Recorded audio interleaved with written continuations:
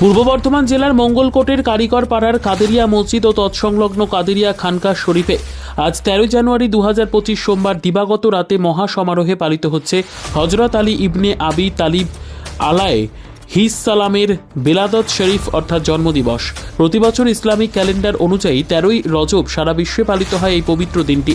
মঙ্গলকোটের কারিগর পাড়ায় রয়েছে হজরত মুহাম্মদের 29তম, সেই সঙ্গে হজরত আলী আলায়ে হিসসালামের 28তম বংশধর গৌসে সানি পাক নামে খ্যাত হজরত সৈয়দ শাহ জাকির আলী আল কাদেরীর পবিত্র মাজার শরীফ। আজ থেকে প্রায় 250 বছর আগে তিনি আব্বাজানের সাথে হিন্দুস্থানে তশরিফ এনেছিলেন। তিনি মঙ্গলকোটে রয়ে যান আর তার ভাই কুতুবে বাড়ি পাক চলে যান বিহারের পূর্ণিয়া জেলার হজরত রওশনগঞ্জে। পরবর্তীকালে তাদের বংশধরেরা মেদিনীপুরে চলে আসেন। তাদেরই প্রপৌত্র মেদিনীপুরের মৌলা পাক। আজ এখানে বাদ মাগরিব মিলাদ মেহফিল অনুষ্ঠিত হবে। এশার নামাজের পর ওয়াজ হয়। এখানকার অনুষ্ঠান ছাড়াও কলকাতার 4 নম্বর হাজী মুহাম্মদ মহসিন স্কোয়ারের দরবার পাক ও 22 নম্বর খানকা শরীফ লেনের মসজিদে, মেদিনীপুরের জোড়া মসজিদে, বিহারের পূর্ণিয়া জেলার হজরত রওশনগঞ্জে এবং পশ্চিমবঙ্গ ও বাংলাদেশের সমস্ত কাদেরিয়া মসজিদ ও খানকা শরীফে বিশেষ দিনটি যথাযথ মর্যাদায় পালিত হচ্ছে।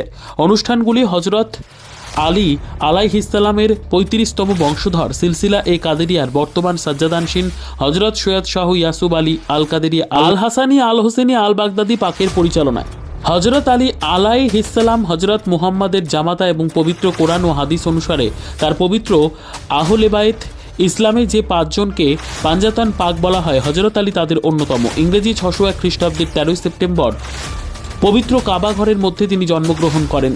তার পিতা হজরত আবু তালেব এবং মাতা হজরত ফাতেমা বিনতে আসাদ। খুব ছোট বয়স থেকেই তিনি হজরত মুহাম্মদের ছায়াসঙ্গী ছিলেন। তার সম্পর্কে হাদিস রয়েছে যে হুজুর জ্ঞানের শহর আর হজরত আলী তার দরওয়াজা।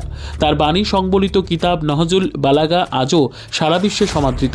তাকে শেরে খুদা ও হায়দারও বলা হয়। ইসলাম ধর্মের প্রচার ও প্রসারে তিনি অতুলনীয় ভূমিকা পালন করেছেন। তিনি নবীর ওয়াসি এবং বেলায়েতের মালিক। সমস্ত ওলি আউলিয়া তার থেকেই ফাইজ লাভ করে থাকেন।